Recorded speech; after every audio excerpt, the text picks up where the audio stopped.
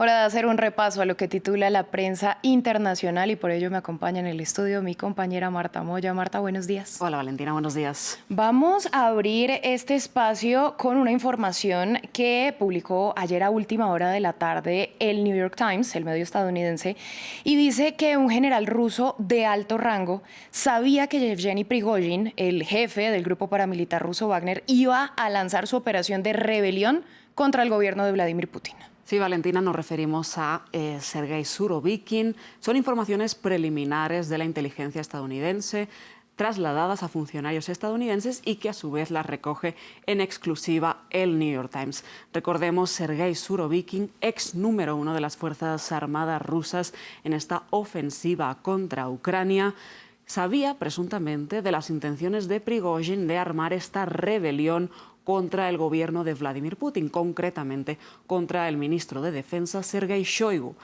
Surovikin fue relevado en enero por el general Valery Gerasimov, pero jugó un papel muy importante tras la contraofensiva ucraniana del año pasado. Los mismos funcionarios citados por el New York Times dijeron que había indicios de que otros generales rusos también estuvieran al corriente de los planes del líder del grupo Wagner, que finalmente fueron frustrados tras llegar a un pacto mediado por el presidente de Belarus. Los expertos, citados también por el New York Times, dicen que Prigozhin no se hubiera atrevido a tanto si no hubiera obtenido luz verde de otros mandos militares rusos. Si finalmente estuvo implicado Sergei Surovikin, sería la última confirmación, dice el New York Times, del caos interno que hay en la cúpula militar rusa, sobre todo exacerbada tras la invasión a Ucrania. Valentina. Bueno, y usted ya estaba mencionando a Belarus. La agencia de noticias bielorrusa Belta publicó las declaraciones íntegras que dio el presidente Alexander Lukashenko y en ellas él explica cómo se gestó el acuerdo para que las tropas de Wagner retrocedieran y no llegaran a Moscú. Así es, Valentina. Según este artículo de Belta, de la agencia de noticias de Bielorrusia, el viernes Lukashenko empieza por la tarde a recibir información de lo que está sucediendo en Rostov, en el sur de Rusia, pero entonces Lukashenko decide no darle mayor importancia a estos hechos. El día siguiente, el sábado, habla por primera vez con Vladimir Putin a las 10:10 de la mañana, hora local. Hablan durante media hora. Putin entonces le traslada un poco la gravedad de toda la situación y le sugiere entonces Lukashenko a Putin que hable con Prigozhin. Sin embargo, Putin dice textualmente a Lukashenko: es inútil, ni siquiera coge el teléfono, no quiere hablar con nadie. Lukashenko entonces le dice a Putin que quiere intentar ponerse él en contacto con Yevgeny Prigozhin y le pide a los servicios secretos rusos el teléfono de Yevgeny Prigozhin. La primera conversación entre ambos se da a las 11 de la mañana y Prigozhin le coge directamente el teléfono al presidente de Belarus. Entonces estaba bien exaltado y Lukashenko le pregunta a Prigozhin qué quería. Entonces Prigozhin le contesta: quiero la cabeza del ministro de Defensa, de Shoigu, y además del general de las Fuerzas Armadas, Gerasimov.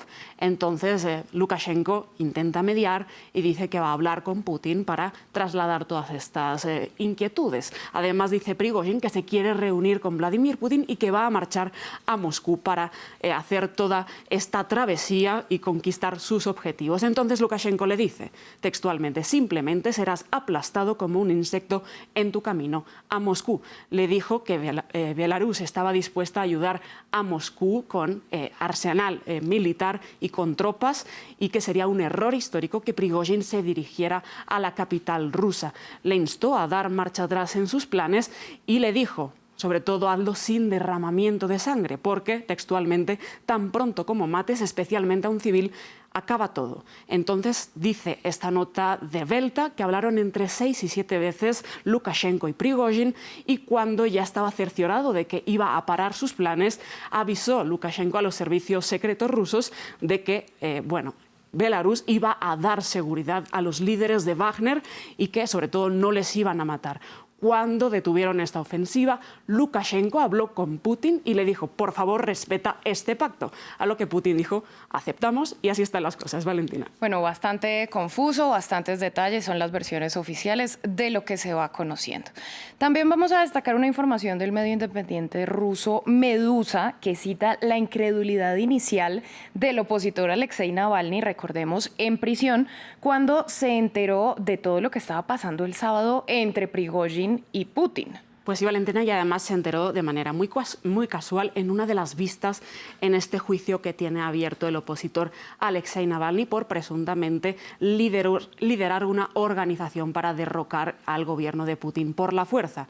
En su celda no tiene acceso a lo que está sucediendo en el mundo exterior, pero pues el sábado estaba en una de estas vistas judiciales. Al principio no se creía nada, pensaba que era todo una broma de los oficiales, y cuando fue consciente de la magnitud del evento, dice Navalny, citado por Medusa, que no hay mayor amenaza para Rusia que el propio gobierno de Putin, que nadie se puso en pie para defender a Putin mientras Wagner avanzaba hacia Moscú, y textualmente, dice Navalny, citado por este medio independiente, los dictadores y la usurpación del poder conducen al caos y a la debilidad del Estado.